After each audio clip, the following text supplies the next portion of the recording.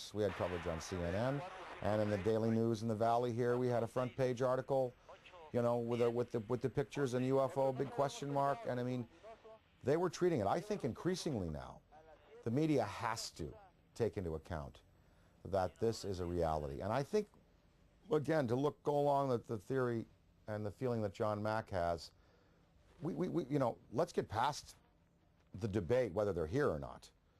Let's start to analyze who they are, how many of them are there, what kind of systems they're using, what their intentions are to us here on their planet, and can we utilize this knowledge to better ourselves as a species.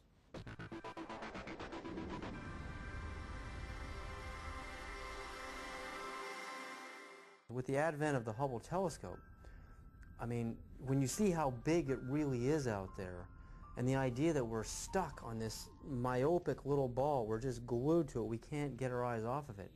It's more of a mystery now than it ever has been. Why we're stuck here, and there's got to be a way to decode the matrix and finding out how these craft work, you know, how we can get out into the universe ourselves. I mean, I think that's what this is really all about. It's not about trying to prove it whether it's right or wrong. It's trying to, it's like when the first time man saw a bird fly. Well, the last UFO symposium conducted by MUFON, they sent me the book of the speakers.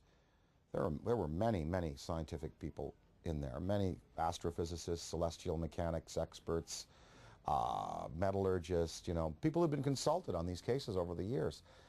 No, I mean, when you have John Callahan, an ex-FAA supervisor, saying, yep, they're real. When you have John Schuessler, who was a Boeing engineer, now running MUFON, and saying, yep, you know, they're real. When you have, you know, pilots and personnel in the police and military coming forward in the Rockefeller Report and in the Disclosure Report saying they're real. When you have a Belgian general on television showing you a tape from a fighter which is filming an object escaping at high speed, when you have this Mexican case, you know, I think we can pretty well put it to bed and say, yep, they're here, they're doing things to us, with us, interacting with us. Whether we've had, you know, official military contact, again, that goes into the black box area, but there should be no debate anymore. UFOs exist. They are intelligently manufactured and guided technology from somewhere else, not this planet.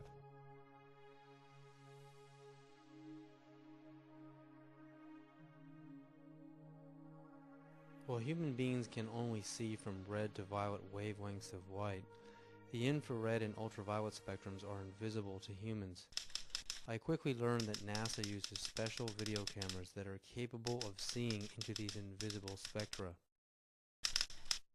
The tether has broken and is going away from us. Get it on the TV, Claude. Please get it on the TV. After the 12-mile-long tether snaps, several days later on an orbital pass, the cameras find something that should not be there.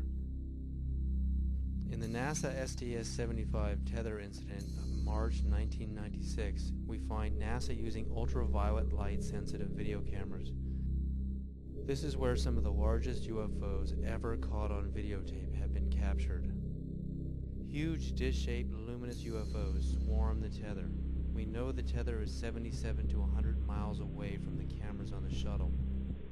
The UFOs pass behind the 12-mile-long tether, so we can therefore use the 12-mile length of the tether to measure their minimum diameters.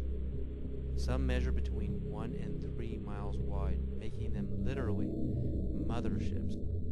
In Project Blue Book files, UFOs with these same features have been reported several times as shiny metallic discs with dark centers. Specifically, in the invisible infrared, Trevor James Constable, a retired World War II radar operator from New Zealand, has photographed many UFOs with the same features, translucent discs of light with dark centers.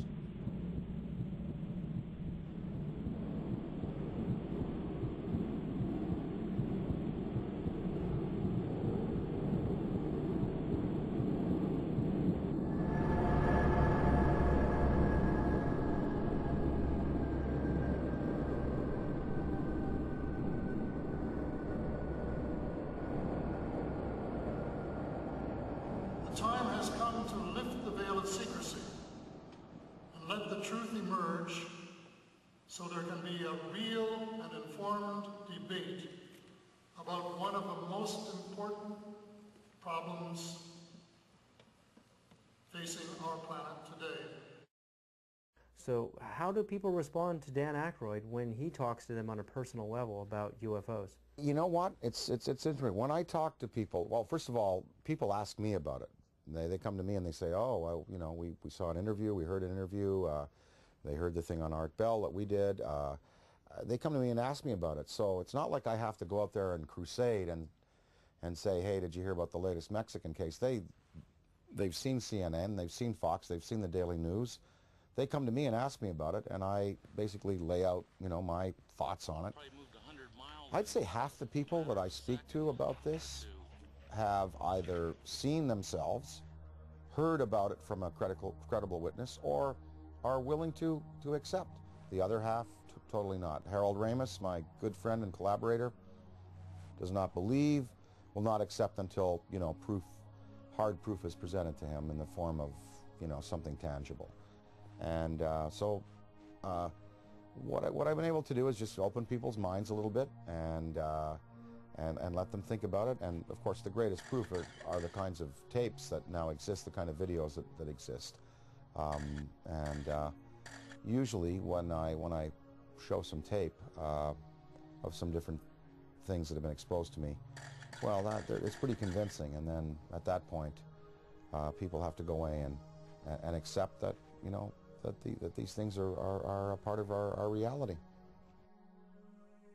Well, what I'd like to, you know, what we'd all like to effect is some positive change in the world and try to help the tipping point where good tips to overflow evil in the world. I mean, you know, we know there's good and bad out there, yin yang, black, white, you know, there are you know, there's tremendous divisiveness in the planet, and, you know, perhaps this study and this understanding of things that are greater than we have accomplished technologically will lead us to a spiritual awakening, one that helps us respect other beings out there in the universe and other dimensions, and also in our own 4 dimensions and here in the physical world that we live in. The sacredness of human life, the willingness to get along a little better, to relinquish materialism and territoriality in favor of a more comprehensive worldview, in which we unite and we all feel the energy within us as part of a universal light. Gotta thank you, Dan, so much for this interview. I'm very grateful. I really believe you're one of the greatest minds in our world at this time. Thank you so much.